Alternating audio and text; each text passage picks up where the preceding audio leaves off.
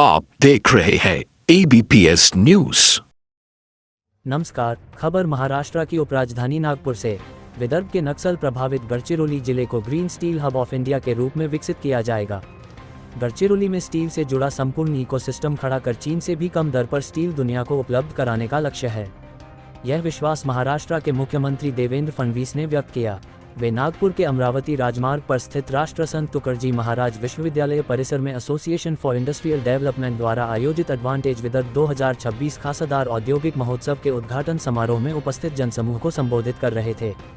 उन्होंने कहा कि राज्य में विभिन्न मैग्नेट हब विकसित कर उनके आसपास के जिलों का समग्र विकास करना उद्देश्य है। उन्होंने नागपुर में महिंद्रा एंड महिंद्रा लिमिटेड द्वारा प्रस्तावित इंटीग्रेटेड ऑटोमोबाइल सुविधा की विशेष सराहना की। ये परियोजना 2028 तक शुरू होने की संभावना है, जिसके माध्यम से लगभग 15,000 करोड़ रुपए का निवेश होगा। इसके अलावा नागपुर में देश की सबसे बड़ी सोलर मॉड्यूल इकोसिस्टम विकसित की जा रही है, जिससे करीब 1 लाख रोजगार सृजित होंगे। अमरावती में सफल इंटीग्रेटेड टेक्सटाइल पार्क की तर्ज पर पीएम मित्रा योजना के अंतर्गत एक और पार्क विकसित किया जाएगा तथा अमरावती एयरपोर्ट के पास एविएशन स्कूल भी स्थापित किया जा रहा है। इससे यवतमाल, बुल्ढाना, वाशिम और अकोला जिलों को बड़े पैमाने पर लाभ होगा। उन्होंने भविष्य की जीसीसी ग्लोबल कैपेबिलिटी सेंटर्स लहर को ध्यान में रखते हुए औद्योगिक नीति के महत्व पर भी जोर दिया। मुख्यमंत्री ने नलगंगा परियोजना, जल नियोजन, फूड प्रोसेसिंग और गैस आधारित उद्योगों पर भी विस्तार से चर्चा की। केंद्रीय मंत्री नितिन गडकरी ने कहा कि विदर्भ में बड़े पैमाने पर निवेश और उद्योग आने वाले हैं, ऐसे में उद्योगों के लिए कुशल मानव संसाधन तैयार करना आवश्यक है। उन्होंने विदर्भ के समग्र विकास और गरीबी उन्मूलन के लिए औद्योगिक विकास की आवश्यकता पर जोर दिया। साथ ही प्रत्येक जिले की विशिष्ट क्षमताओं को पहचानने की बात कही, जैसे कपास उत्पादक जिलों में कॉटन आधारित उद्योग विकसित किए जा सकते हैं। इसी तरह सभी जिलों की ताकत पहचानने से निर्यात आधारित उद्योग विकसित होंगे। गढ़चिरौली के उच्च गुणवत्ता वाले आयरन ओर का उल्लेख करते हुए उन्होंने कहा कि गढ़चिरौली में विश्व स्तरीय स्टील हब बनने की पूरी क्षमता है। उन्होंने पर्यटन संबंधी सिफारिशों को औद्योगिक नीति में सफलतापूर्वक शामिल किए जाने पर एआईडी की जमकर सराहना भी की। महाराष्ट्र के उद्योग सचिव पी अंबलगन ने राज्य में विकसित होने वाले 3 औद्योगिक क्लस्टर्स की जानकारी देते हुए कहा कि वर्ष 2047 तक विदर्भ देश के विकास में बड़े पैमाने पर योगदान देगा। इससे पहले एसोसिएशन फॉर इंडस्ट्रियल डेवलपमेंट के अध्यक्ष आशीष काले ने अपने प्रास्ताविक में पिछले 2 खासदार औद्योगिक महोत्सवों की समीक्षा प्रस्तुत की और इस दौरान प्राप्त उपलब्धियों की जानकारी दी। उन्होंने बताया कि एआईडी के माध्यम से जीसीसी और बांध से जुड़े प्रस्तावों को मंजूरी देकर सरकार ने उन्हें औद्योगिक नीति में शामिल किया है। साथ ही 100 एकड़ में ग्लोबल स्किल यूनिवर्सिटी का कार्य प्रगति पर है और मनपा, एआईडी तथा टाटा स्ट्राइड मिलकर विभिन्न पहल चला रहे हैं। उन्होंने ये भी बताया कि इस वर्ष एडवांटेज विदर्भ का स्वरूप और अधिक व्यापक है।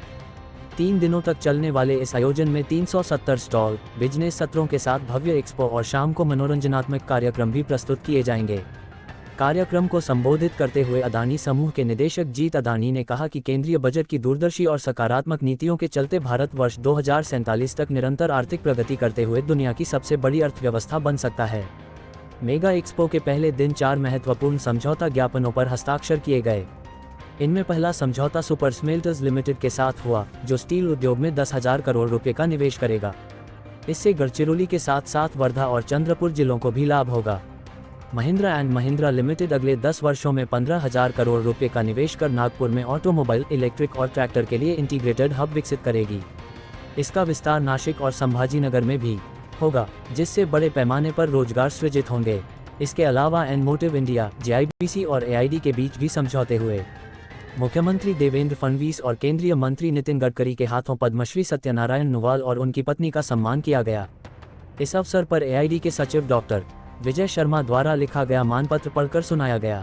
विदर्भ में निवेश करने वाले Lloyds metals and energy limited के प्रबंध निदेशक बालसुब्रमण्यम प्रभाकरन, अदानी समूह एयरपोर्ट्स के निदेशक जीत अदानी, महिंद्रा एंड महिंद्रा के कार्यकारी निदेशक राजेश जेजुरीकर, परनोड रिकॉर्ड इंडिया के सीईओ एवं प्रबंध निदेशक जीन टोबुल, सुपर स्मेल्टर्स लिमिटेड के सीताराम अग्रवाल और गोयल गंगा समूह के अतुल गोयल का सम्मान किया गया।